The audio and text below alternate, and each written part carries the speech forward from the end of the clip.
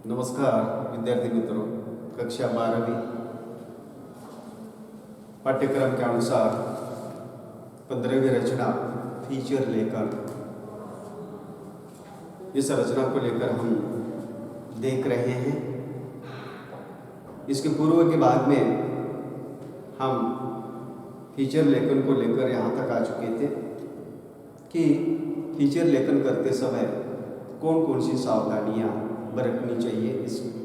इस बात को लेकर हमने विस्तार से जानकारी प्राप्त कर ली है। तो विद्यार्थी मित्रों, आगे बढ़ेंगे जो कि फीचर लेकर जो करते समय विद्यार्थियों के मन में अनेक सारे प्रश्न हैं जो कि आप जैसे विद्यार्थियों के मन में भी रहे हैं। तो इस कहानी के अनुसार आगे बढ़ेंगे विद्यार्थी मित्रों। तो फीचर लेखन की सावधानियाँ किस तरह से लेखन करते समय से किस तरह से सावधानियाँ बरतनी चाहिए, इस बात का समाधान करने के बाद एक विद्यार्थी फिर से हाथ ऊपर करता है और इस कहानी के जो फीचर लेखिका स्नेहा है उनसे प्रश्न पूछता है। प्रश्न क्या है देखिए, मैडम क्या आप फीचर लेखन की प्रक्रिया पर प्रकाश डालेंगी? हाँ, क्यों नहीं। फीचर लेखन की प्रक्रिया के मुख्य 3 अंग हैं। तो देखिए कि फीचर लेखन करते समय जो महत्वपूर्ण ऐसे कुछ बिंदु होते हैं। कोई भी लेख अगर आपको लिखना है तो उसकी जो प्रक्रिया है किस तरह से लिखा जाता है, यह स्वाभाविक प्रश्न है इस विद्यार्थी का। और आप जैसे विद्यार्थियों के मन में भी यही प्रश्न आया होगा कि आखिर इसे लिखा कैसा जाता है, इसकी प्रक्रिया क्या है। तो इसके 3 अंग हैं। पहला अंग कौन सा है देखिए, विषय का चयन। पहला अंग कौन सा है, विषय का चयन। तो विषय का चयन यानी क्या है, तो देखिए फीचर लेखन में विषय का चयन करते समय इस बात का ध्यान रखना चाहिए कि विषय रोचक, ज्ञानवर्धक और उत्प्रेरित करने वाला होना चाहिए। अतः फीचर का विषय समयानुकूल, समसामयिक होना चाहिए। विषय जिज्ञासा उत्पन्न करने वाला हो।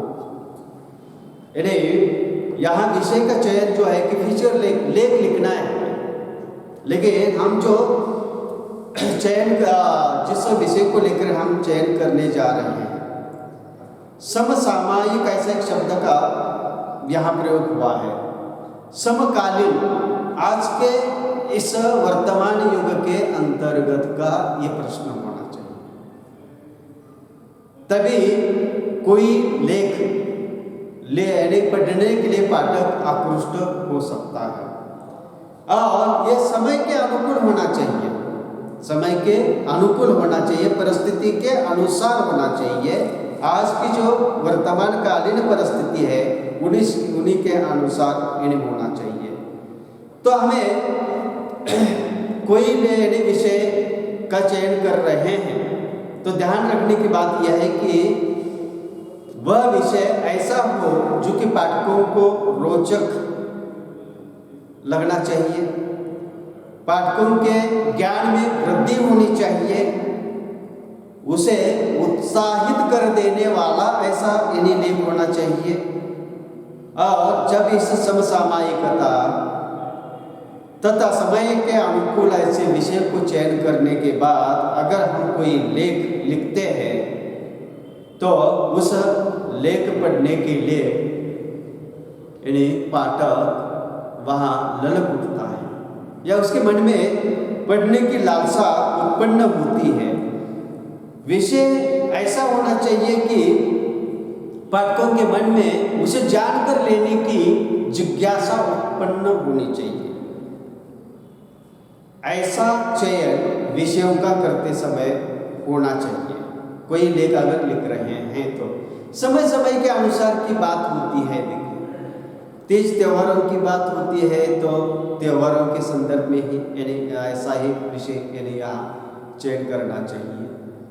अगर यानी क्या है मौसम को लेकर यानी अगर यानी आप ऐसा विषय ले रहे हैं तो इस मौसम में जो मौसम है उस समय के अनुसार ही उस मौसम के अंतर्गत के विषयों का चयन होना चाहिए।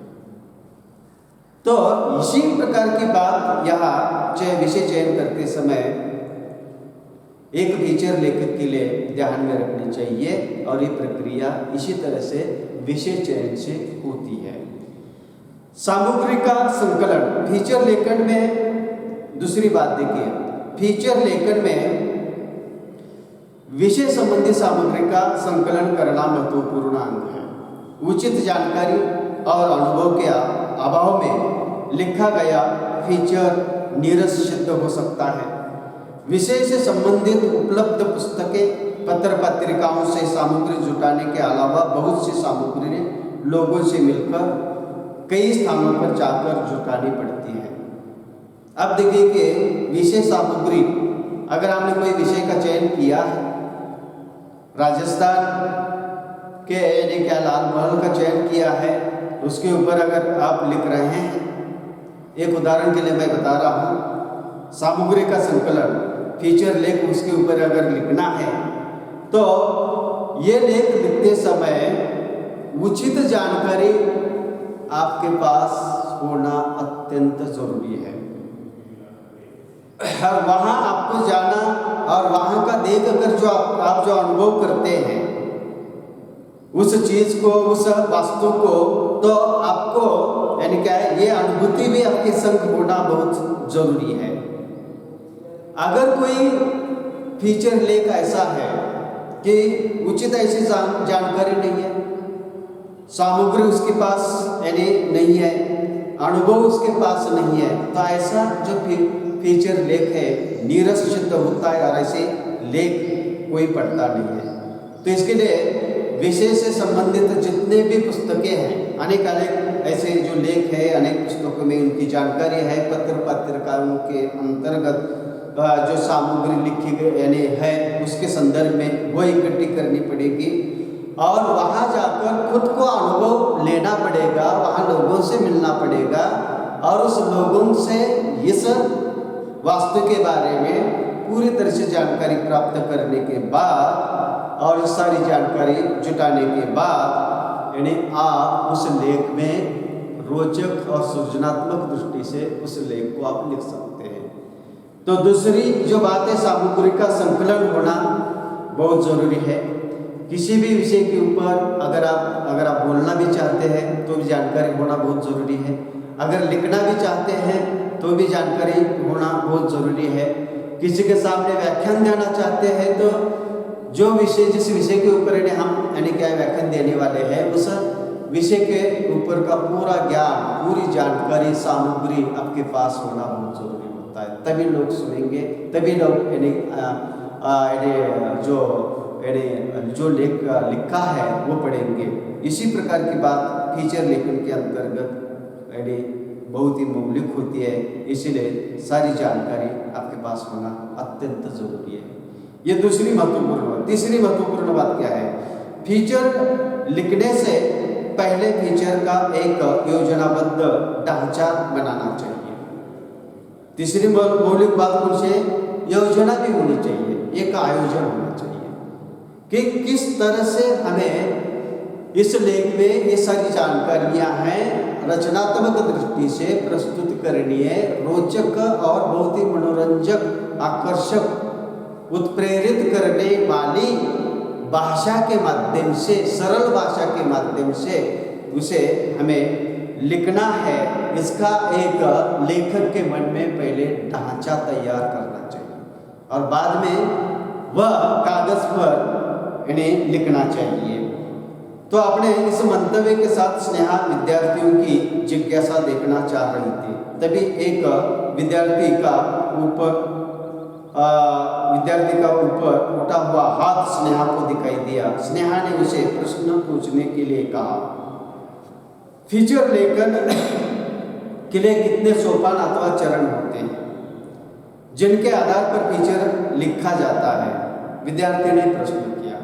तो यह है फीचर लेखन की प्रक्रिया कैसी होती है, इसके लिए क्या क्या लगता है, किस तरह से ढांचा तैयार करना चाहिए, किस तरह से सामग्री का संकलन करना चाहिए और विषय का चयन उचित कैसा करना चाहिए, इन प्रक्रिया को पहले लेखक को देखना पड़ता है।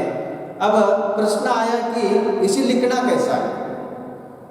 अब प्रस्तुत इस सारी जानकारी हमारे पास है, सारा सामग्री हमारे पास है, विषय को हमने चयन किया है और हमने एक फीचर लेखक के रूप में इसका ढांचा भी तैयार किया है। लेकिन इसका भी एक तरीका होता है, इसके में एक सोपान होते हैं, चरण होते हैं। इस चरण के माध्यम से इस लेख में ये सारी जानकारियाँ, सामग्री, अनुभव ये जो है इसको प्रस्तुत करना होता है बहुत ही आकर्षक ढंग से, रचनात्मक ढंग से। ये प्रश्न भी यहाँ विद्यार्थियों ने पूछा कि इसका किस तरह से लिखा जा सकता है। ये प्रश्न उन्होंने, इसके सोपान क्या है, चरण क्या है, ये प्रश्न पूछा है। तो विद्यार्थियों ने ये प्रश्न पूछा, अरे वाह कितनी रुचि रखते हैं आप लोग फीचर में। चलिए, मुझे लगता है आपका ये प्रश्न भी विषय की दृष्टि से बहुत ही महत्व रखता है। स्नेहा ने फीचर लेखन के चरणों पर बोलना शुरू कर दिया। निम्न 4 सोपानों अथवा चरणों के आधार पर फीचर लिखा जाता है। तो विद्यार्थी मित्रों, जैसे कि स्नेहा अपने विद्यार्थियों से समझा रही है, वही बात मैं आप लोगों से समझा रहा हूँ और इन्हीं के माध्यम से व्यवहारिक रूप से यानी पत्रकारिता के क्षेत्र में इस भाषा के माध्यम से एक फीचर लेखक के रूप में अपना करियर कैसे बना सकते हैं। इस फीचर लेखन की कला को अवगत कराने के बाद एक बहुत बड़ा विख्यात ऐसा फीचर लेखक के रूप में, पत्रकार के रूप में आप कैसे यानी समाज के सामने जा सकते हैं, ये सुंदर ये कला है इस कहानी के अंतर्गत दी गई है और इसको भी आपसे अवगत कराना है। तो देखिए कि फीचर लेखन के सोपान क्या है, चरण क्या है, किस तरह से लिखा जाता है। तो कोई भी लेख लिखते समय, कोई भी बात करते समय, जिस विषय के बारे में हम देखना है, बोलना चाहते हैं, जिस विषय के बारे में लिखना चाहते हैं, उस विषय को लेकर पहले हमें ये यानी उस विषय के बारे में पहला जो चरण होता है वो होता है प्रस्तावना। ये प्रस्तावना देखिए क्या है, प्रस्तावना में फीचर के विषय का संक्षिप्त परिचय होता है। यह परिचय आकर्षक और विषयानुकूल होना चाहिए। इससे पाठकों के मन में फीचर के पढ़ने की जिज्ञासा जागृत होती है और पाठक अंत तक फीचर से जुड़ा रहता है। फीचर लेखन बहुत बड़ा ऐसा कोई किताब नहीं है, तो ये एक लेख होता है, इसकी भी एक मर्यादा होती है, छोटे छोटे लेख होते हैं जो कि अलग अलग विषयों के ऊपर होते हैं। तो प्रस्तावना यहाँ जो पहला सोपान ये है कि जिस भी विषय के संदर्भ में हम लिख रहे हैं, सीधा यानी हमें विषय पर आना है और बहुत ही आकर्षक ढंग से इस विषय पर आकर यानी विषयानुकूल कुछ जानकारी, बातें, अनुभव की बातें वहाँ प्रस्तुत करनी है ताकि पाठकों को 1-2-4 पंक्तियाँ पढ़ने के बाद यानी उसके मन में आगे क्या है इसी जानकर लेने की बात उनके मन में उठनी चाहिए। एक आकर्षकता वहाँ होनी चाहिए, तभी कोई पाठक इस पूरे आपके फीचर लेख को यानी पढ़ेगा और फिर यानी आपने जो कहा है इस विषय के संदर्भ में, जिस भी विषय के संदर्भ में या किसी व्यक्ति के संदर्भ में, किसी जीव जंतु के संदर्भ में, अलग अलग प्रकार के विषय हो सकते हैं। तो ये जानकर लेने की एक लालसा उस पाठक के मन में पैदा होनी चाहिए।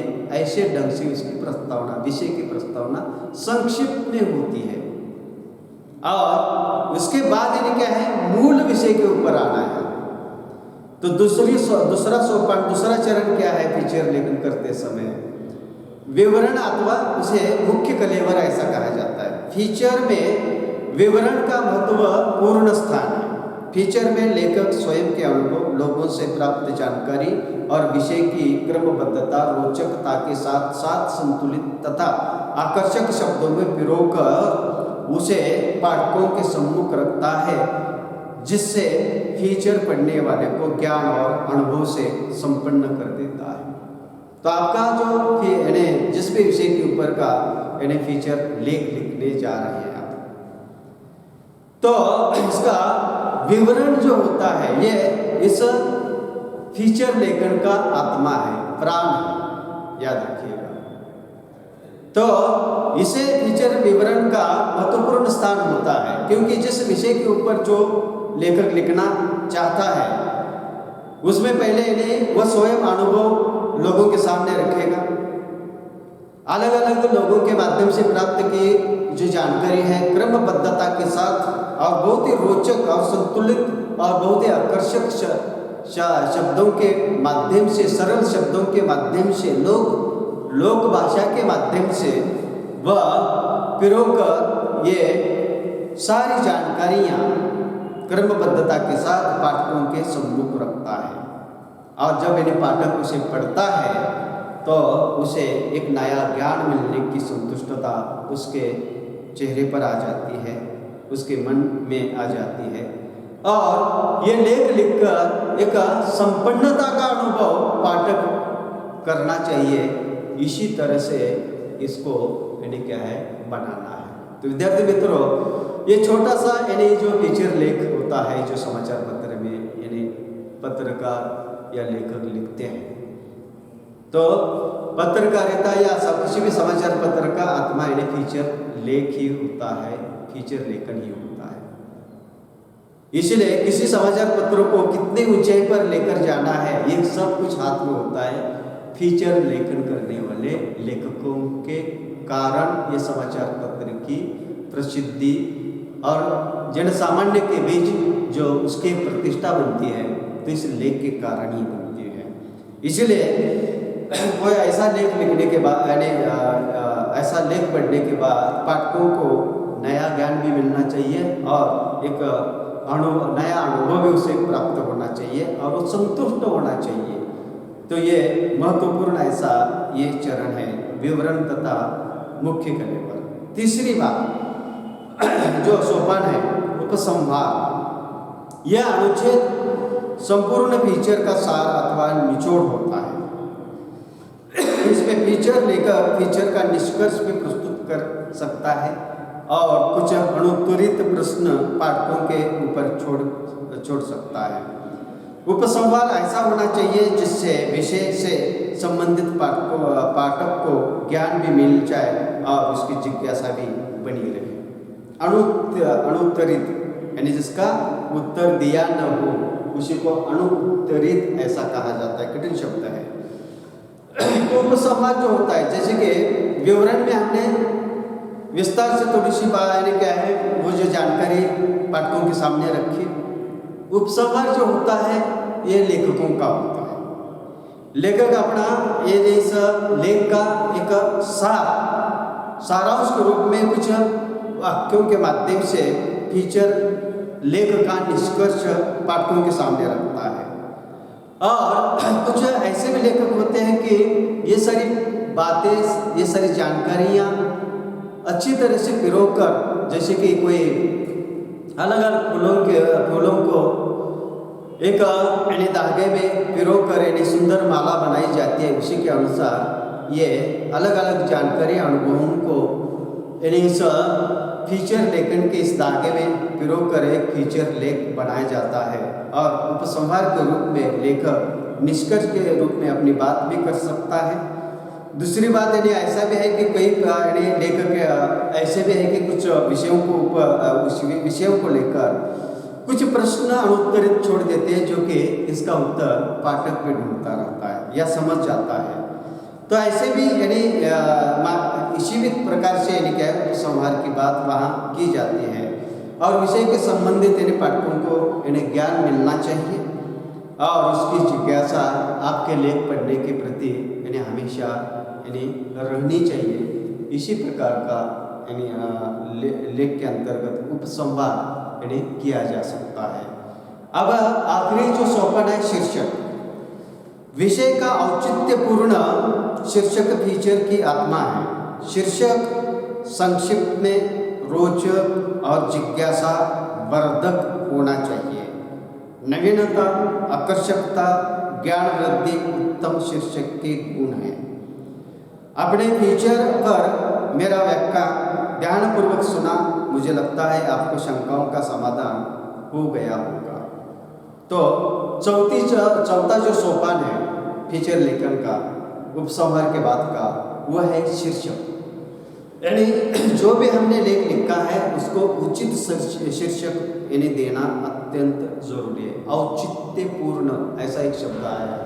औचित्यपूर्ण का अर्थ होता है उचित, यानी विषय के अनुसार, यानी ये शीर्षक होना चाहिए। यानी कहने का मतलब है कि कोई भी किसी भी विषय के ऊपर अगर हमने लेख लिखा है तो उस विषय का आत्मा यानी शीर्षक में उतरना चाहिए।